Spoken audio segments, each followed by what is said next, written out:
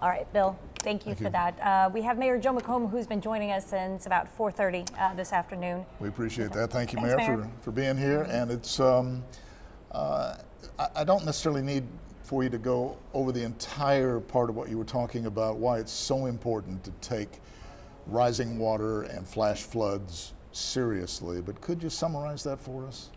Well, my personal experience says when the people, the professionals tell you that there's a flash flood, you need to heed their warning. Yeah.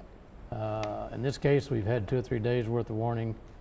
My experience, obviously, is the Memorial Day floods of 2015 that took 8 friends and my daughter-in-law and my 2 grandchildren.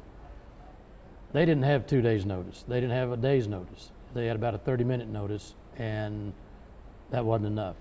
So it makes an impact, and you need to heed the warnings, whether it costs you a few bucks for a motel room or you have to go camp in with your in-laws or whatever it is, to get out of the low water hazardous areas. And I think statistically in all hurricane reports, when people tell you there's a lot of property damage, but the majority of deaths that are caused by hurricanes are because of drownings. I think I've heard that statement. Yeah. And they can be avoided if you heed the warnings and get out. Your house can be rebuilt, those shoes can be repurchased.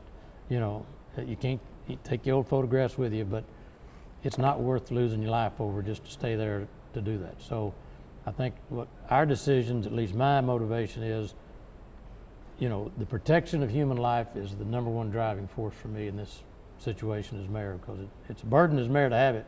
And then you couple that with my personal experience. I really want people to head the warnings and take advantage of it. Mayor, I think that's pretty much summarizes it. Don't know what else could be said. Yeah.